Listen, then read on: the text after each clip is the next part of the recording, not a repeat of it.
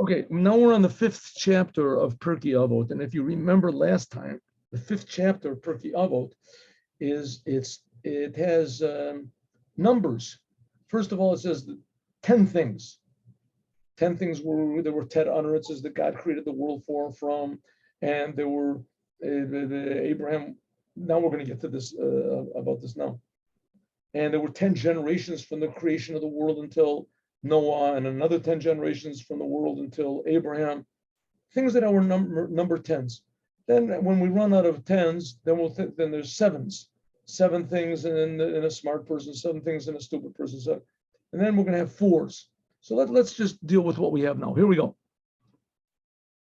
And interestingly enough, it doesn't bring the who says these opinions like it does in the previous ones. Okay. There were 10 tests that Abraham had to go through. And he succeeded in all of them. Lodia, to let us know how dear was Abraham, how dear Avram was to Hashem. How dear Abraham was. So Judaism is not based on 10 miracles or 10 proofs or 10 victories of Abraham over his enemies or 10 books that he wrote or 10 theses or something. It's based on 10 tests. Now, what is a test? A test is basically a proof that God is not what he says he is. In other words, God is not good, God is not powerful, God doesn't know everything, God doesn't keep his promises, you can't trust God, you can't rely on God. That's a test. And nevertheless, he went through all these tests. He said, God, you can do whatever you want to me. I still believe in you. So here, let's go.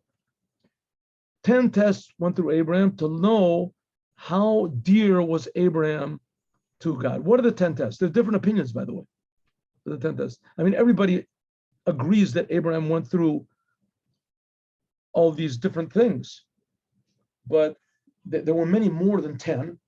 And there's different opinions about which exactly were the tests that go into this accounting. So here, let's look at the Maimonides. I have this thing on my side. Some sort of like a bee. I don't know what it was. Something bit me. This is not for the class, but and my whole side has got this big swelling. I would show you, but it's disgusting. Show and tell. Okay, well, just once in a while, it happened yesterday. I don't know what's going on. Okay, 10 tests. What are the 10 tests? One is Girush, that God said to Abraham, Lech Lecha, leave your land. That was the first one. Second test is that Abraham did what God said. He went to the land of Israel, the Holy Land, and there was a famine. There wasn't anything to eat. That's a pretty big test.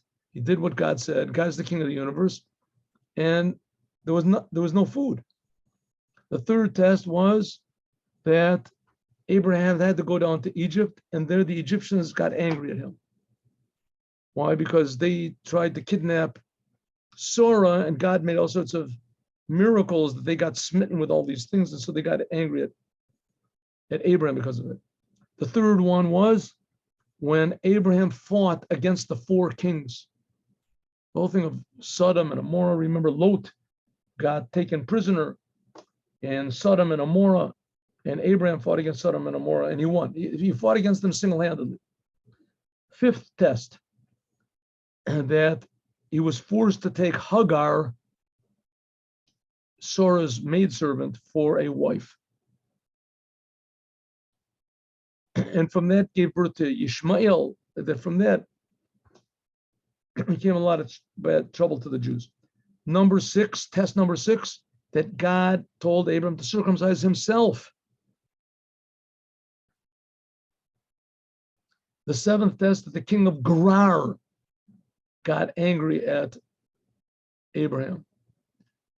The 8th test, that Sarah told Abraham to evict Hagar from his house.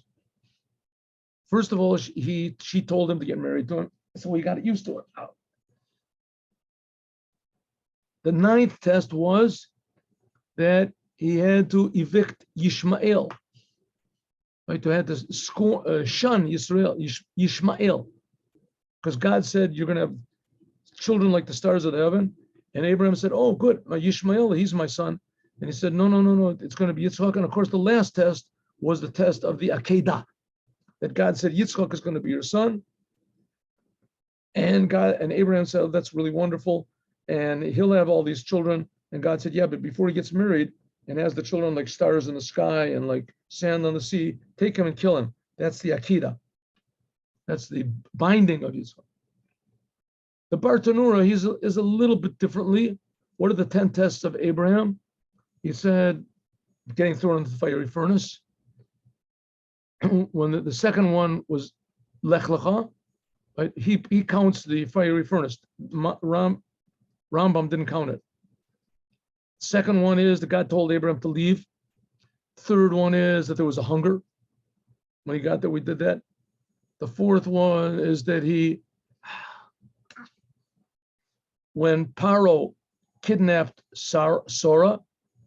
The fifth one is that he fought against the 4 kings. The sixth one is that the Beina Batarim, that God told Abraham, "I'm going to make a covenant with you and cut these animals into 2 and we'll go clean." And God told Abraham that your children are going to be and to go into exile. Terrible.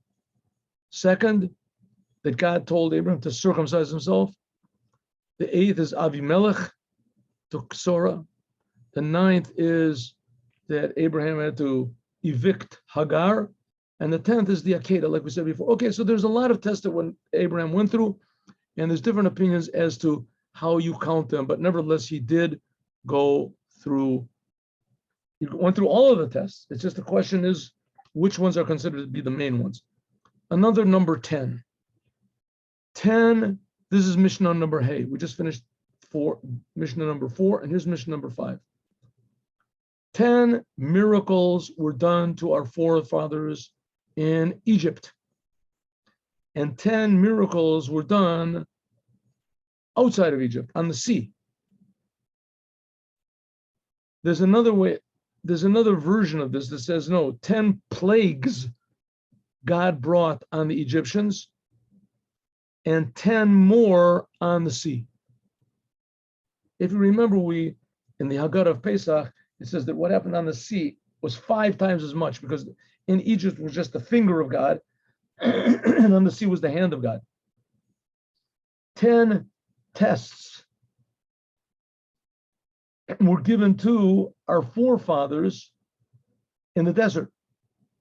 I'm sorry, mistake. 10 tests our forefathers tested God in the desert, tried God's patience. Our forefathers, they tested God 10 times. In other words, they drove God crazy 10 times. Like it says, 10 outstanding times that the Jews defied what God wanted. 10 times.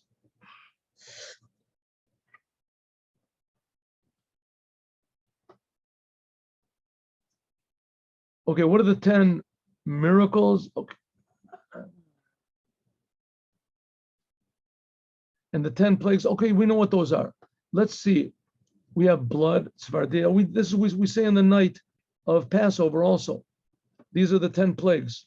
Blood, frogs, mixed animals, a plague on the animals, boils, hail with fire inside of it, locusts, darkness, and the firstborn died. These are the 10 miracles that were done on the sea. God did for the Jews. First of all, the sea split. Secondly, after it split, it became like a wall. And there was also a funnel they went through. Number 3 miracle, that the ground became hard. It wasn't like mud, the ground of the sea. 4th miracle, that the Egyptians went in and their feet stuck to the ground. The fifth is, they bring sentences from this in Habakkuk, and the fifth is that the sea split into 12 different paths. Here we see here, that 12. It says even more that the Jews came out the same side of the sea that they went in. The sixth is that the water became frozen, and it stood like a rock. So the Jews didn't have to be afraid. Maybe it's going to come down on them. Seventh is that only that sea became frozen. Other water where they didn't go through, it was still running and there was fish, regular water. Eighth miracle is that the walls of where they were going were like glass. The glass, so they could look and they could see other Jews also going through next to them. Oh. The ninth miracle was that they did have water at the time that the water became sweet and they were drinking it. And the 10th miracle was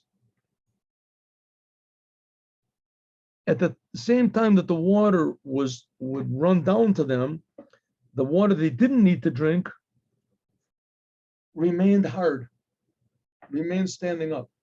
There's others that say other miracles that the trees grew out of the ground and that the Jews, the trees grew fruits and the Jews ate the fruits, and some of the fruits they gave to the birds and the birds sang together with them.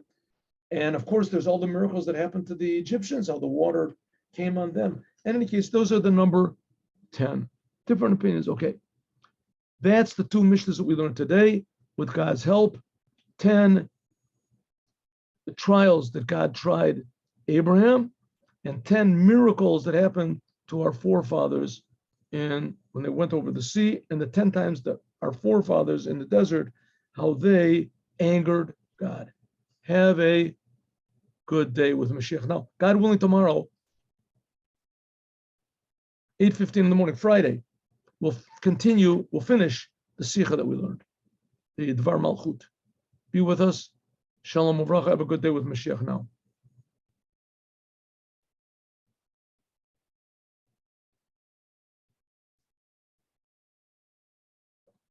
By the way, one second, is this good?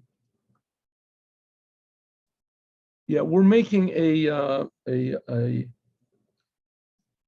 WhatsApp page that everybody can participate in, and I just have to set it up. Somebody gave me instructions, but for some reason it doesn't work for me. But there will be a WhatsApp page so that I can let people know, because thank God there's more and more people that are actually attending the classes. So I'll let people know when. For instance, next week on Monday, Tuesday, and Wednesday, I won't be here.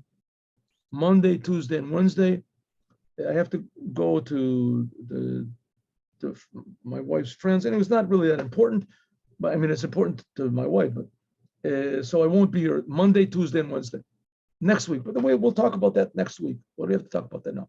Tomorrow morning, 8:15, we learn again. We'll finish the Sikha. Have a good day with Mashiach now.